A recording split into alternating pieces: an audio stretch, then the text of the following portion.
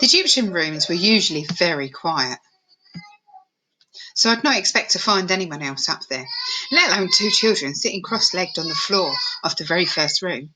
Pulled me up short. Oh! The girl who was drawing glanced up from a notepad. Sat behind her was a boy, also drawing, who carried on doing until she nudged him. "Hey!" he yelped as his pencil jerked across the paper. "I thought you said no one came here," the girl complained. I was thinking the same, embarrassed and a bit annoyed. It was when I noticed the girl's pinafore, red, like mine, with the yellow school badge on the bib. She wasn't hiding hers under her coat either, but wearing it for all to see. "You at St Kilda's then?" I asked. It came out a bit abruptly, though I hadn't meant it to. My running with the nurse had left me still feeling a bit spiky. The girl tugged at her dress. "I hardly wear this out of choice. And as for that poisonous school hat—" She then saw mine, still rammed onto my head. I snatched it off, quick. How I hated the stupid thing. The girl thought this funny and laughed. I wasn't sure if I was meant to join in, but she had such a cheeky lopsided grin that I found myself grinning back. No one I knew smiled like that, or they did. I've not seen them do it for a very long time. "You hate St Kilda's too?" she asked. "The students are a bit snooty," I admitted. The girl pulled her face. "Millicent Thorpe and pals, do you mean?" I nodded. They were the snobbiest of the lot. I'd never seen this girl at St Kilda's, though, and she had the sort of face you'd remember. Brown-skinned, green-eyed, freckled. Her hair was jet black and sprang out in perfect corkscrew curls. Instead of rushing off, I stepped down my satchel next to their bags and coats, mittens, hats and scarves, which they'd dumped in a heap inside the door. "I'm Tulip," said the girl, smiling. Tulip? It sounded daring, like a dancer or a flapper girl's name. She had that look to her too, tall and slender. "I'm Lil, short for Lillian," I replied, thinking how dull my name was in comparison. That's Oz, my brother," Tulip meant the boy. "He doesn't say much, so don't think him rude. He loves this museum. We come here all the time."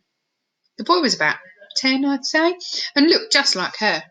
He wasn't wearing a uniform at all, which made me think he didn't go to school. The lucky so-and-so. I felt a pang of envy for him and his sister, who seemed quite happy in each other's company. Times like these, I wished I had a bigger family of my own. "He's good at drawing," I remarked. He'd almost filled a fresh page with hieroglyphics that he was copying from a coffin in the centre of the room. Some of the images, the snake, falcon and anchor, were also on Grandad's jar, which got me interested. "Does he know what they mean?" I asked Tulip. "He's learning," she replied. "Why, do you understand them?" "Only a bit." I pointed at some of the rougher sketches on Ozzy's paper.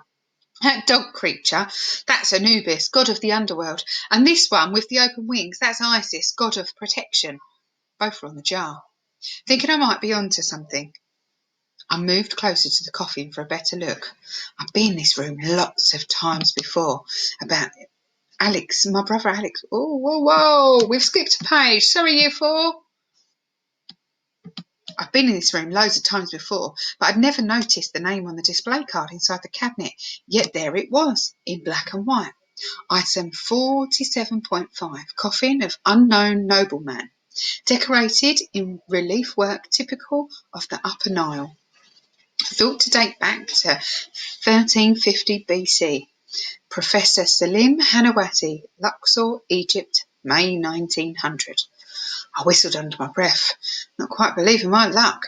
The first place I'd look, and here it was, a whopping great clue. The coffin, with its connection to Professor Hanawati, might as well have come from the same part of Egypt as the jar.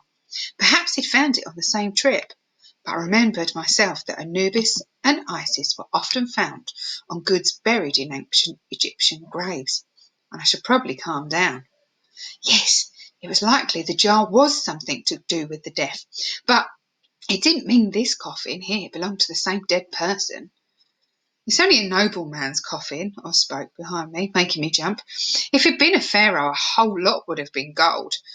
"I suppose so," I agreed. "Most of the tombs they've found so far have been robbed in any antiquity. I can't say it. Antiquity," Oz went on. "So even if Howard Carter does find Tutankhamun, chances are a thief will have got there first." I looked at him sideways. For someone who didn't talk much, he had a fair bit to say about Egyptian burials. "My brother Alex taught me about Egypt. He was an expert,"